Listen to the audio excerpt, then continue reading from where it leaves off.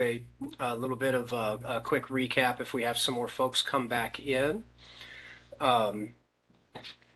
And just wanted to say thank you to everyone that's here, and just wanted to welcome you to this first quarter 2023 Advisory Committee meeting. My name is Jason Knaus, Senior Incentive Analyst, again here with the Community Renewable Energy Grant Program. Before we get started, I'm just going to quickly allow the other team members with the CREP program to do a brief introduction of themselves. Clay, why don't you begin? Hello, and thanks for coming today. I'm Clay Deckert, an analyst also with the Community Renewable Energy Grant Program. Thanks. Thank you. Patricia?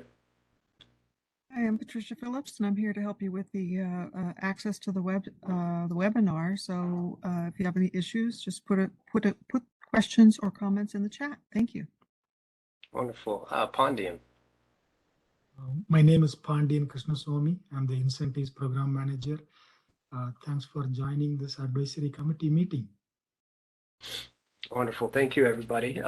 We'll go ahead and jump right in. We've got quite a few slides to go through today to update you on the various points in the program. But first, we just wanted to go through, as usual, our meeting logistics. The meeting is being recorded.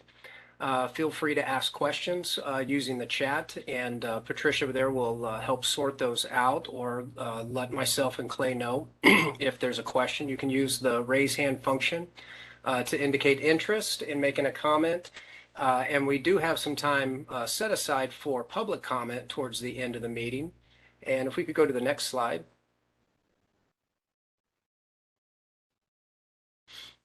If anybody has not used WebEx before in these meetings, this is just a quick diagram to show you where the chat features and the raise hand features are for you to be able to ask your questions.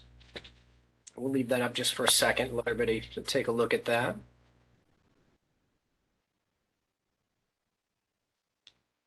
And also did want to mention, if you're calling in by phone, you can enter *3 to be able to raise your hand as well.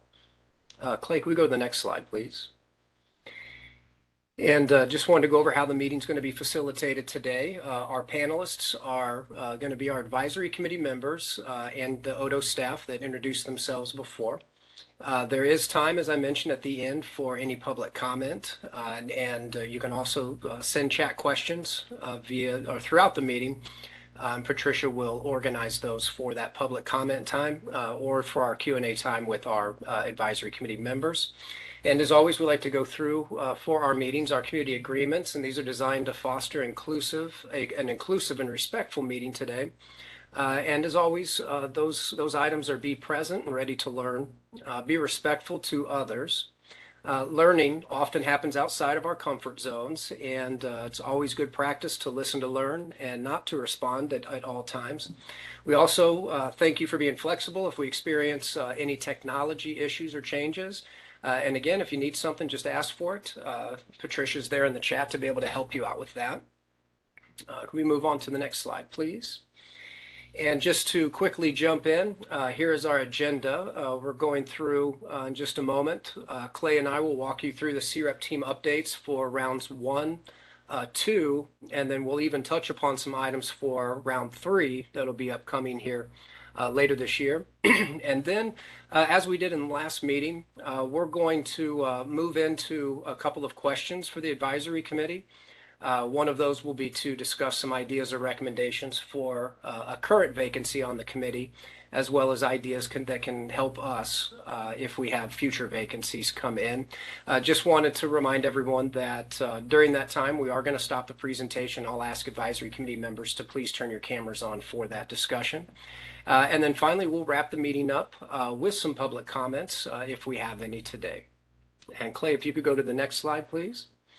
But real quick, I just wanted to back up a little bit and just cover a few details from our December meeting a few months ago, some of the follow-up from that meeting, as well as some of the action items that the program put into place as quickly as we could between that meeting and the launching of the second opportunity round.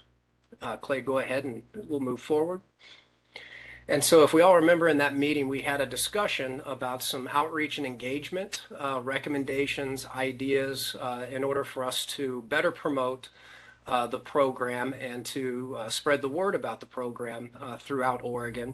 And some of the recommendations from that round, which was really a discussion to help us move into round two, as well as what we can target for round three, was some of the ideas were to engage businesses that are related to the CREP projects and applicants. Also to do our best to meet with county and city emergency managers or similar positions. Extending our outreach to social justice foundations, organizations, and grassroots community entities, including nonprofits, as well as maybe a focus on community libraries, which oftentimes it was mentioned are central meeting hubs in local emergencies, as well as on-site visits and presentations from the CREP team, or even with our newly hired outreach specialist.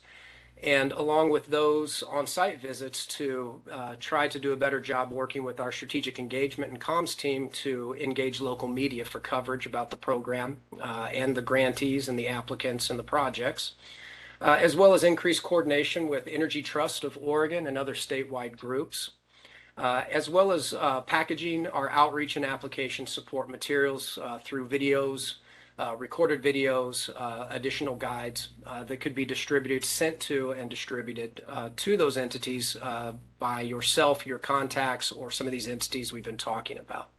Can we go to the next slide, please, Clay? Following that meeting, the program team did take on a couple of action items that we felt that we could implement and put together quickly, leading up to and then into the entry of the round two application opening period. One of those items was a recorded web video series, which was designed for applicant engagement, training, and guidance through some of the key application questions that applicants might face, what the program is ideally looking for in those questions, as well as information, where to find the information to include in their application to help strengthen that. And we did that recorded video series for both planning projects and for construction projects. And our comms team was able to devote a playlist on Odo's YouTube channel that's dedicated to CREP. And so that was one of our first forays into doing the recorded video assistance.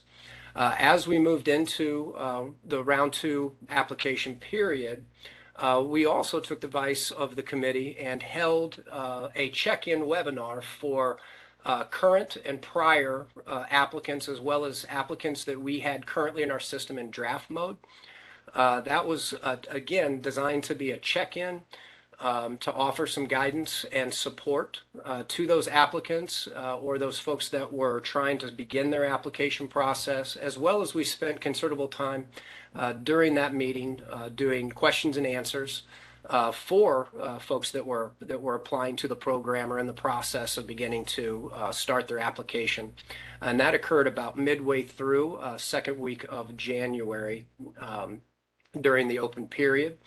And then finally, one of the other rapid items that we were able to produce and put together is we were able to consolidate and combine many of the Q&As that came in during the first round, as well as the questions that were coming in from the second round and during that webinar, as well as what we received through our form or via email. And Clay was able to compile and condense all of that into a strong frequently asked questions document that applicants can utilize both for round two and beyond.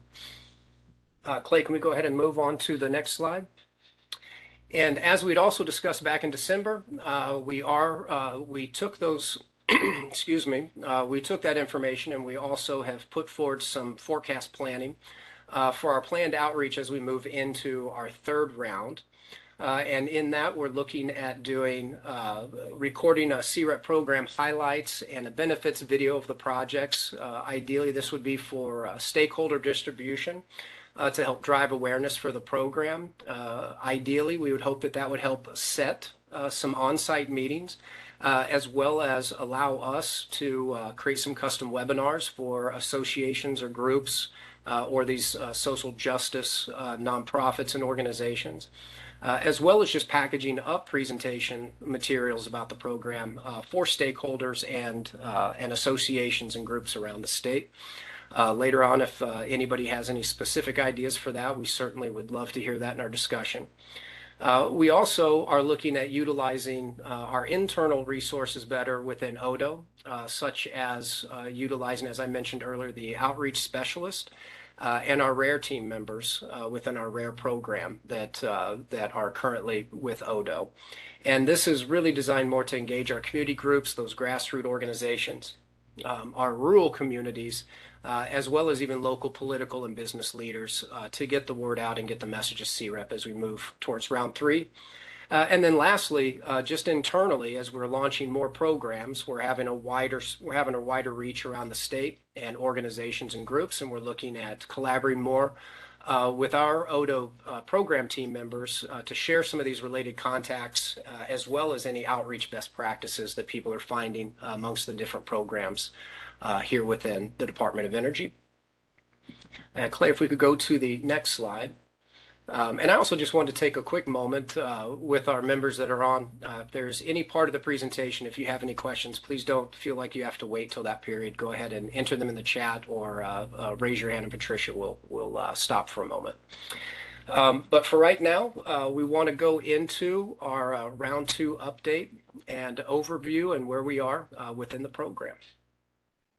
And a couple of the enhancements from round 1 into round 2 is that we implemented some improvements that have been recommended by program stakeholders and prior round applicants, partners, and even our external reviewers from round 1.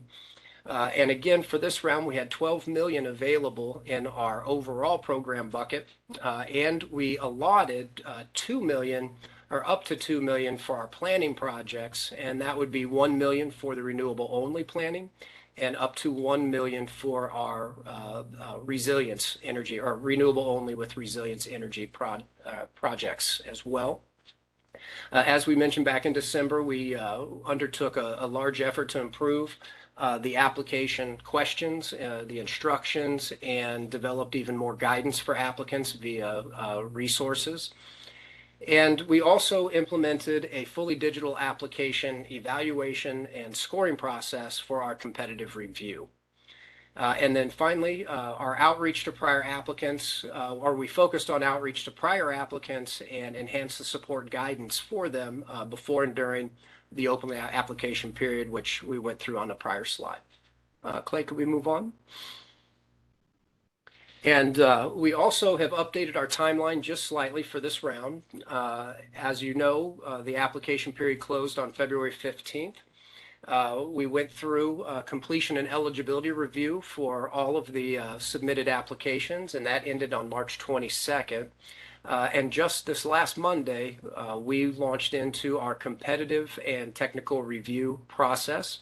That did start just this last Monday and will end on April 21st. So it's a 4-week review process. Following that, we'll be working on calculating scoring, creating recommendations based on the scoring and the various bucket allotments for the projects, and then submitting that to the director for the award notification, determination and notification for grantee or selected grantees. And so now we're going to get into just a quick synopsis of those submitted applications, the eligible applications, as well as projects that move into competitive review. And for that, I'm going to go ahead and turn it over to my partner here, Clay Decker. All right, thanks, Jason. Okay, so round 2, submitted applications on the deadline of February 15th. We had 52 applications that had been made the deadline and were fully submitted. 24 in construction, 28 in planning, and then the breakouts are listed as well. And we also have the comparison with round 1, where we had 68 initial submissions with an even breakout there, just for comparison purposes. And then after we did the eligibility and completeness review, out of those submitted applications, we ended up with 47 moving forward to the competitive review. split evenly, 26 and 26.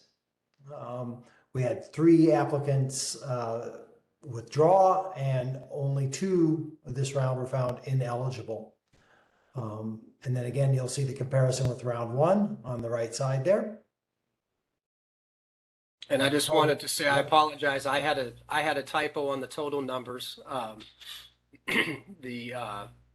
had a typo on the screen for those total numbers. So please just use the breakouts below the 26 construction, 26 planning. I apologize for that. There were 47 eligible going in, so my apologies.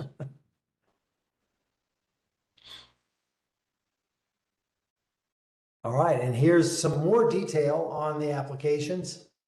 So the 21 construction projects, there's the list of the opportunity announcement they're under and the types of organizations that have submitted or that are in the competitive review for construction. Let's leave that up for a second.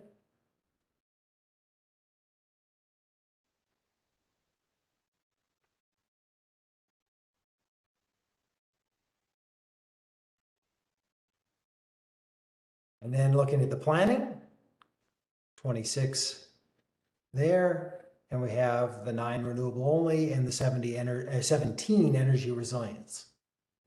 And the distribution or the distribution of the applicants are listed there.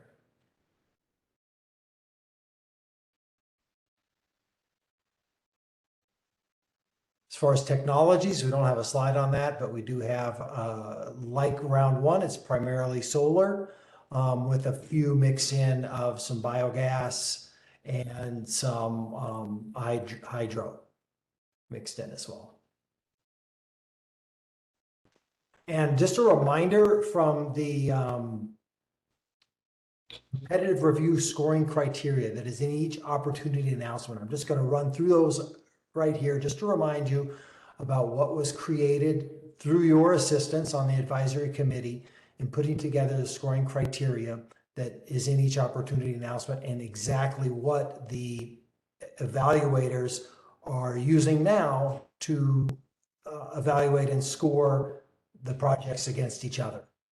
We start out with the biggest bucket of project strength, 45 out of the 100 points, covering the areas of the strength of the project team, strength of the plan, the overall project description and its technical details, and the strength of the financial plan and the documentation that describes it, and along with the actual construction for those, as opposed to the planning ones. Then we get into the program priorities or the equity criteria. And there are, because we have the 2 opportunity announcements with energy resilience, to get to the 100 points even across all 4, we had to break that up a little bit. And so that's why you'll see the different point totals there, because we had to work in the 10 points for energy resilience for those 2 programs. But we're covering the location in the community and the support to environmental justice communities. And so those, the community members served by the projects, project leadership, particularly community leadership and environmental justice leaders that might be involved in the project, the partnerships that they created as part of their application and just project creation, and then any equity framework that they're using or they apply specifically to their projects. Then we also have a pretty good group here under the project benefits, also considered project priorities or additional scoring criteria that the legislative specifically put in the into the law so that we would prioritize these listed criteria when selecting applications. And you guys made a wise decision. It worked out really great in round 1 on adding these in as scoring criteria rather than just some other method of ODO picking priority items or picking projects that had priority items, but to build it into the scoring makes it much more transparent and even across the board. And that's, prior energy investments or efficiency investments at the facility or project site, points for any priority hiring, DBE programs that are built into the programs. Inclusive hiring has some point possibilities. If they have policies or specific project inclusive hiring standards for their projects. We also have the energy resilience aspects for the 2 opportunity announcements that include that. And that's, using the energy resilience definitions under the law. And then we have FEMA approved natural hazard mitigation programs. And if the project directly supports those programs, energy cost savings to families and to small businesses specifically. We ask for evidence of that direct cost savings for those two groups. The same for economic development, beyond the project itself, beyond the jobs created, but an overall looking for evidence of the applicant's overall focus on economic development to the larger community. And then, of course, a requirement is to list and list the jobs that will be connected with the project, both during installation, construction, and planning, but also long-term operational jobs to be listed and then compared against the size and scope of the project. So that's that scoring element. And then the final 5 points are for project diversity, to try and give a little leg up to projects all across the state of various sizes and various technologies. And so the evaluators get to assess that and give some points for that project diversity over those 4 areas. Wonderful. I'm going Thanks. to kick it back to Jason here, and he's going to give you a little bit more about the evaluation committee that is using that scoring criteria that we just went over.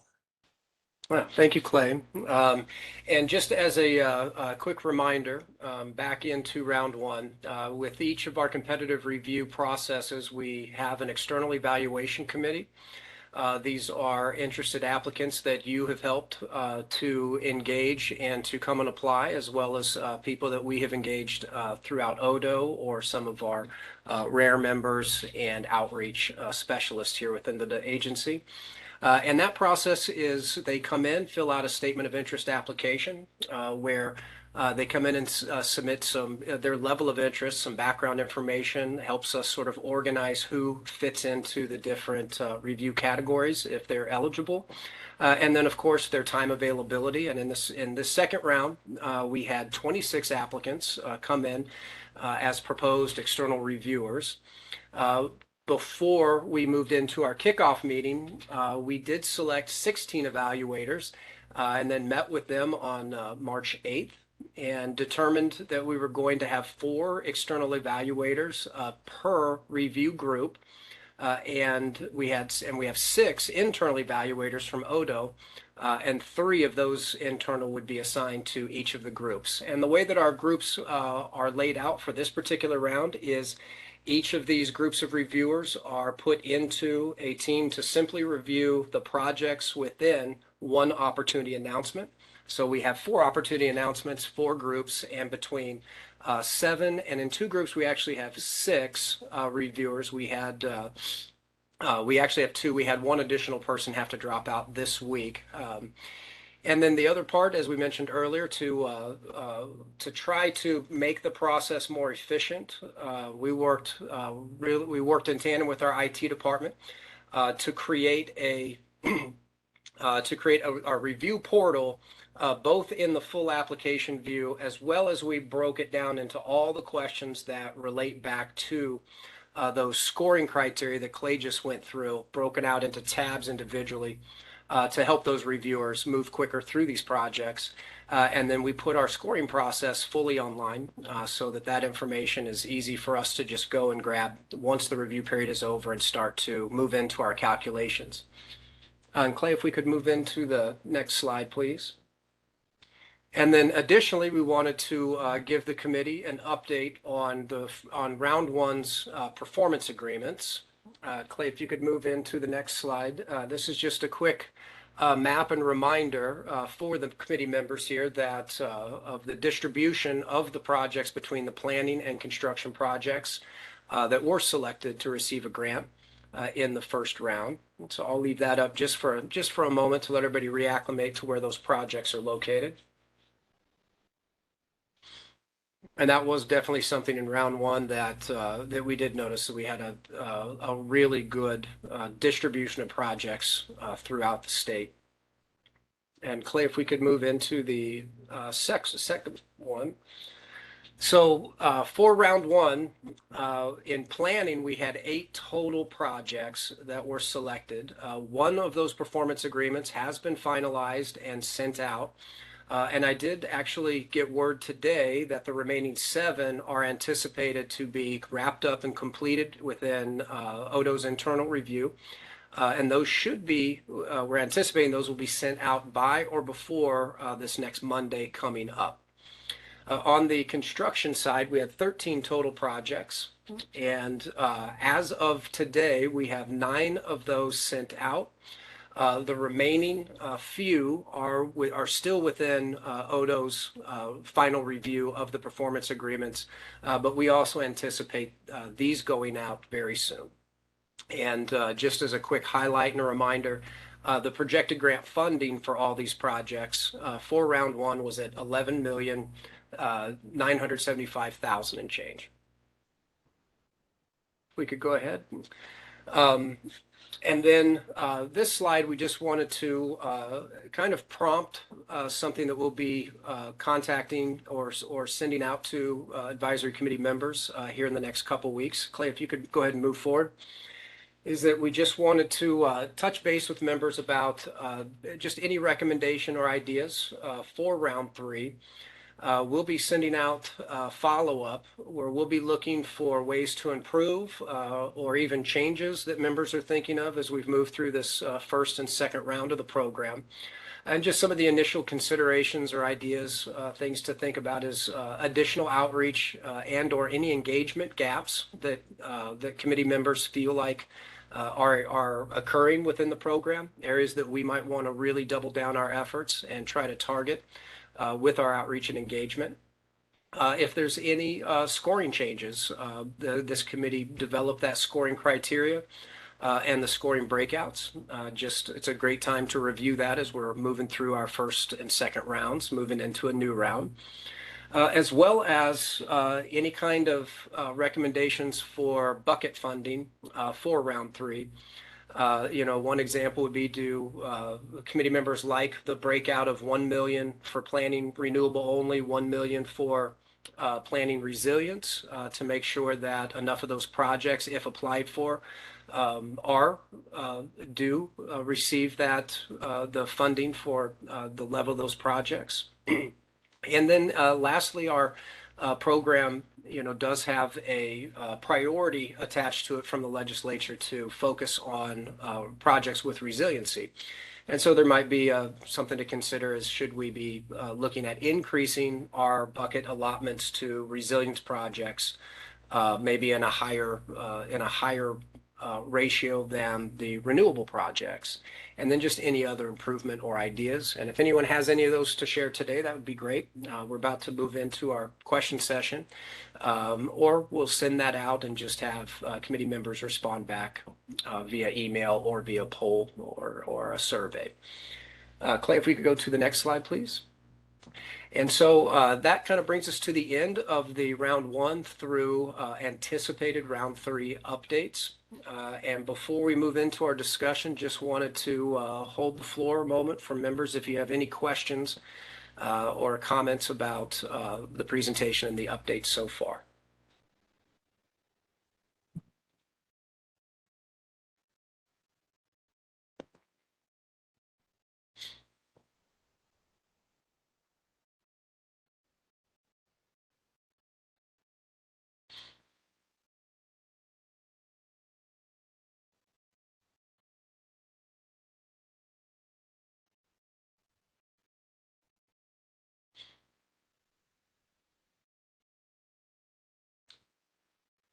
Okay.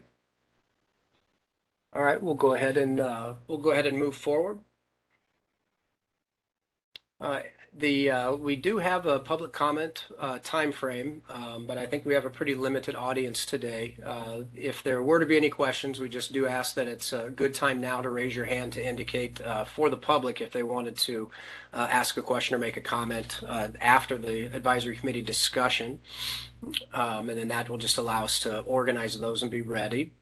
Clay, if you could move forward again, please.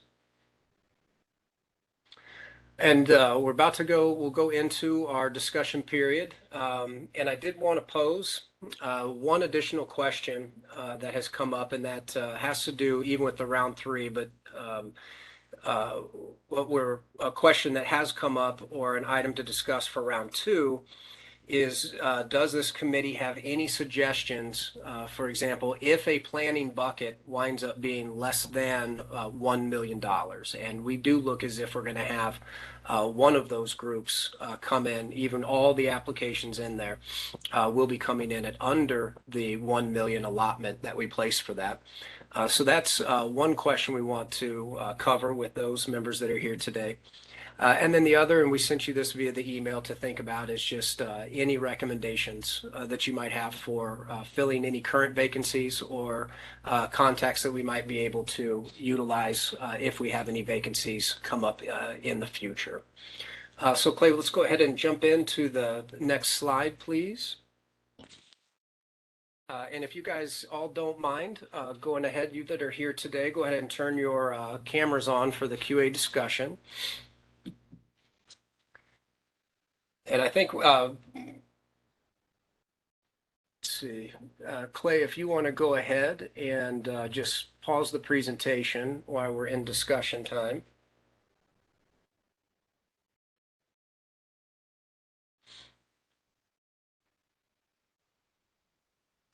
Thank you.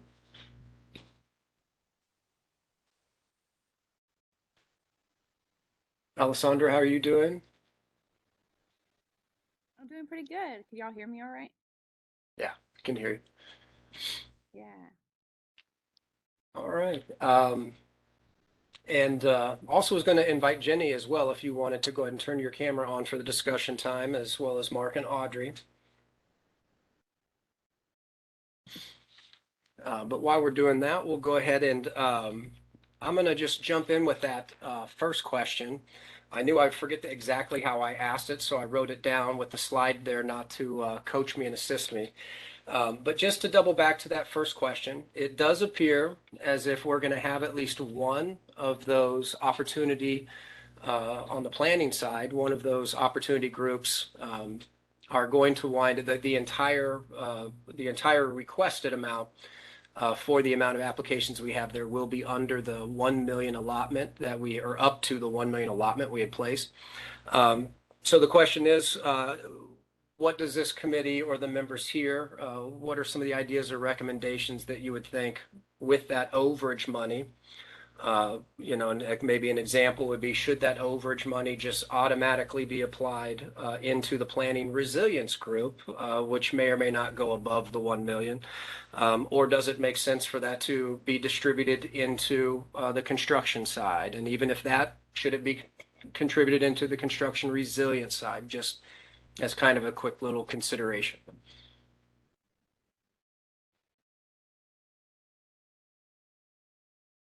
And I'll go ahead and play the teacher. Alessandra, why don't you jump in and go first? What do you think?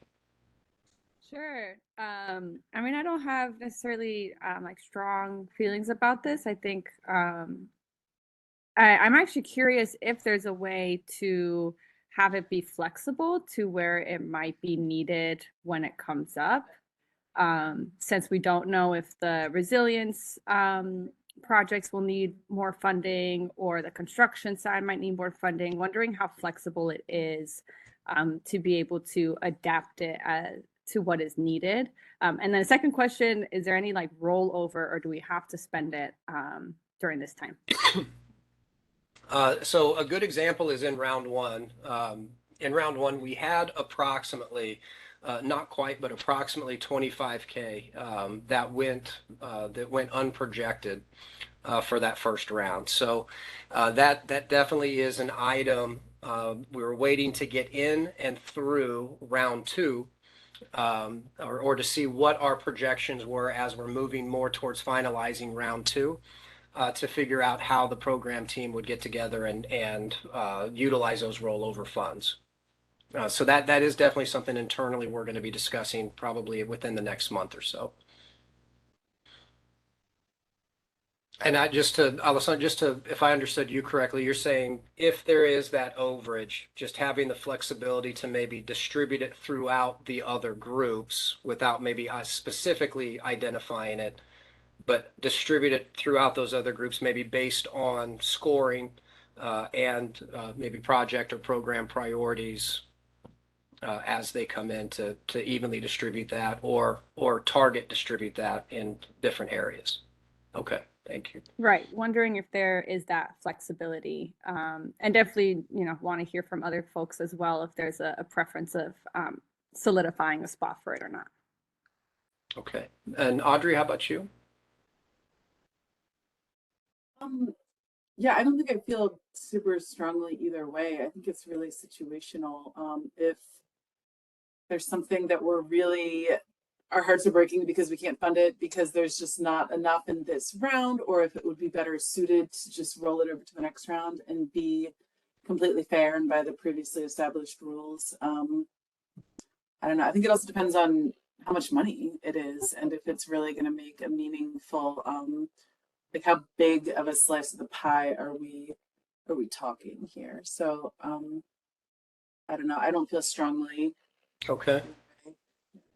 Yeah, and I appreciate that, and that's that is one of the things for these meetings, when we have things like this come up, we definitely want to check in and just take the temperature and check the pulse on what members are thinking, when there is a program, a program item put out, and if we're within that vicinity or not, what are those thoughts on that? I think in this case we do have that flexibility to move that overage around. We won't be really sure of what that total amount would be until we get a little bit further into the process.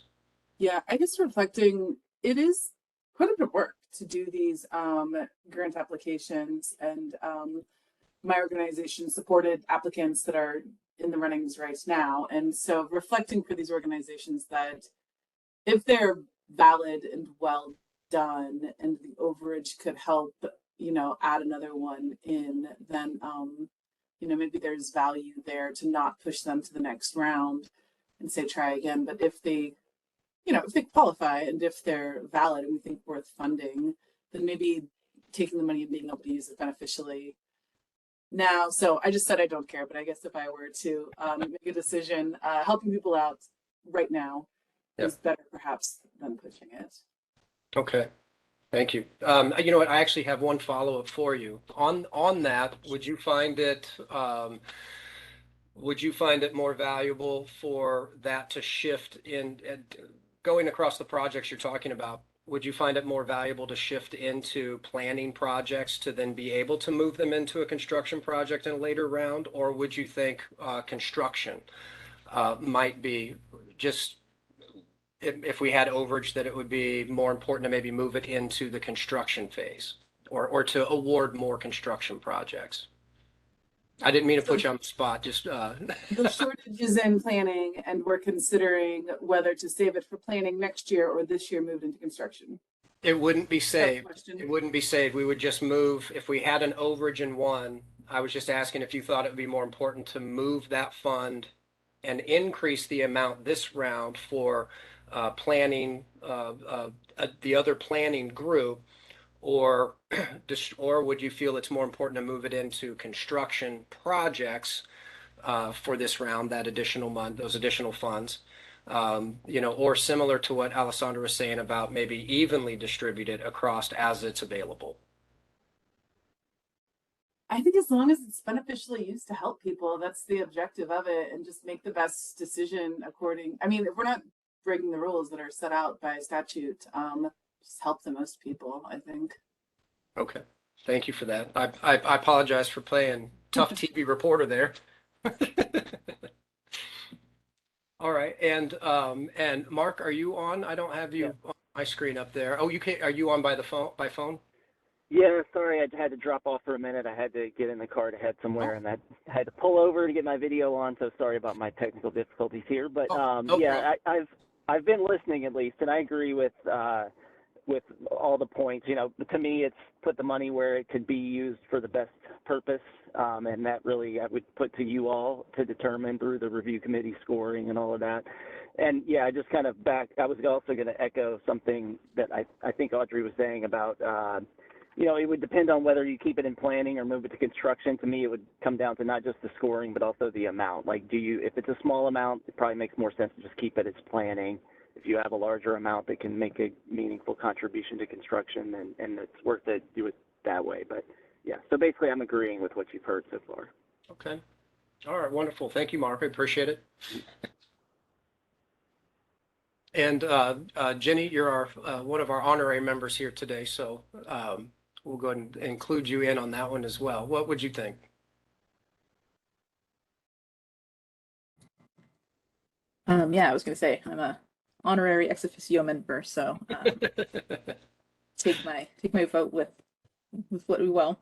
Um, I think that Alessandra and Audrey brought up great points. And I think Audrey's point on the amount of work that the applicants are going through to apply, I think is a great one. So anything that Odo can do to, you know, to not, there's no sense in having a shortage just because of the kind of lines, the bucket lines that were drawn. If you can move projects forward in this round, I think that would be very helpful for the communities rather than them having to reapply again later, even if the application was, you know, to slow down the work that they've already kind of moved forward, and to maintain some of that flexibility, like Alessandra is saying, it would be very, very helpful. I think that the legislation provides a lot of guidance on priorities, and that's probably a lens to apply for any of those shortages if it comes down to putting funding in one spot versus another, or allowing some projects to move forward versus others. Okay. Wonderful. Thank you. Well, I appreciate that. Everyone's input there. Before we jump into the recommendations, I also just wanted to back up and ask if anyone has any more on that question, or if during the presentation or post-presentation during this time between the last meeting, if anything has come up or any questions that you'd like us to address. I think the recommendation part is a pretty easy discussion Q&A point. But were any questions that have come up during the presentation or since the last meeting that you guys would like Clay or I to address? I'm good, thanks. Okay. All right. So prior to the meeting, we did send the email out to kind of put that put that bird in your ear about thinking about contacts throughout your organizations or contact groups, network groups of future committee members or prospective committee members that you might recommend for us to look to fill our existing vacancy and potentially any other vacancies as they may come up. Or even ideas for organizations or groups that you might recommend we reach out to and contact that may have somebody as well. So, question on this part, and this is totally on me. I apologize.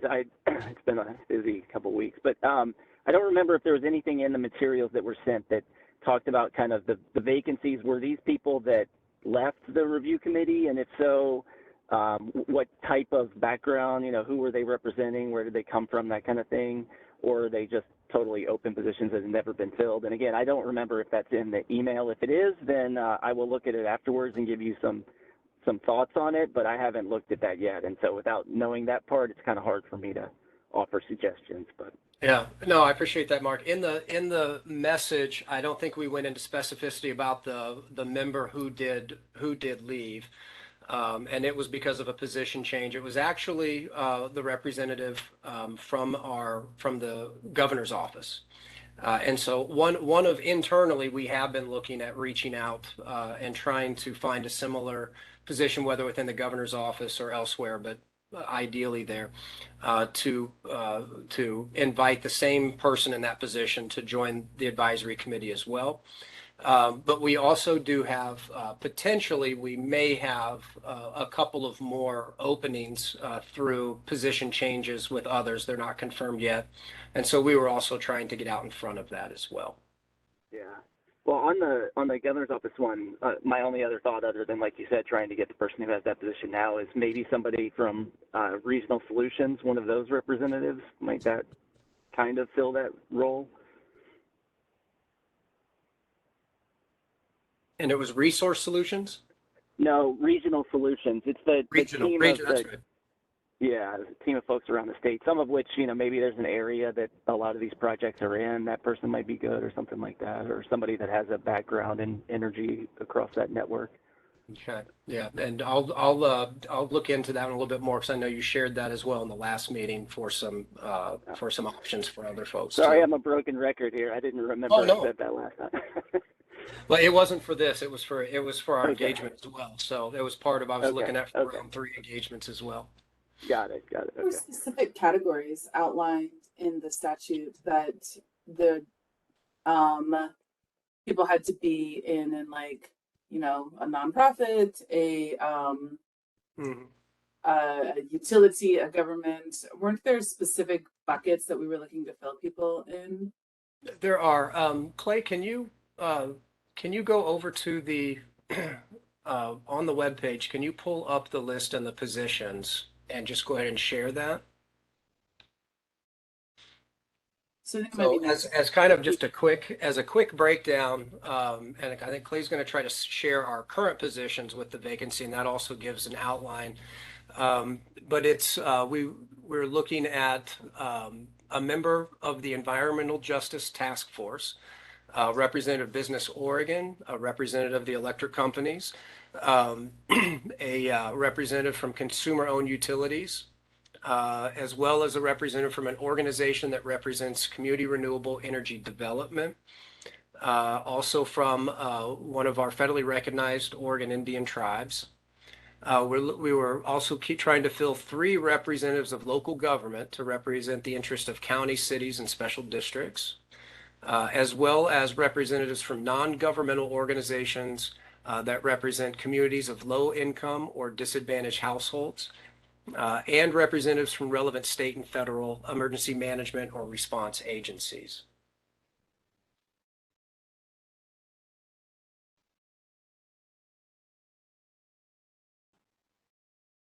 And I'm going to try.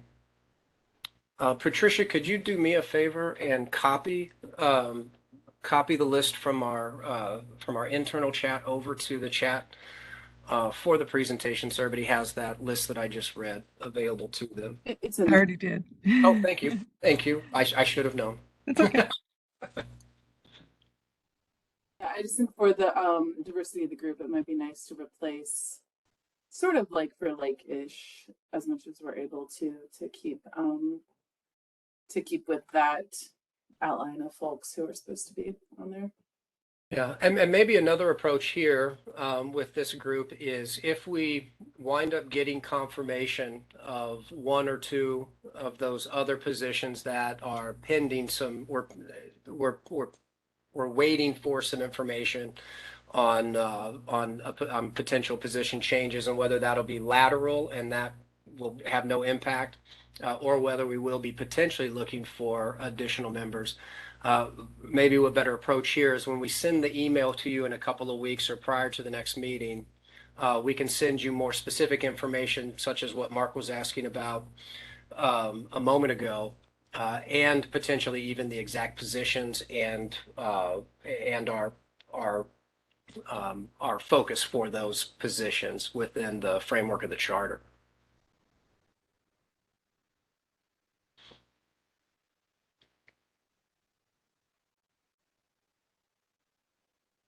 That makes sense to me. Thanks. I mean, that works for me. Okay.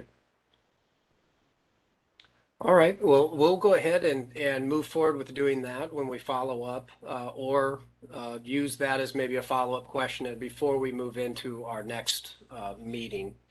And maybe we can have a little bit more. And we also may have been able to have confirmed our, our additional member seat to fill through the governor's office by that time as well. We just thought it was a good opportunity since we were meeting to see if anybody had any input or ideas.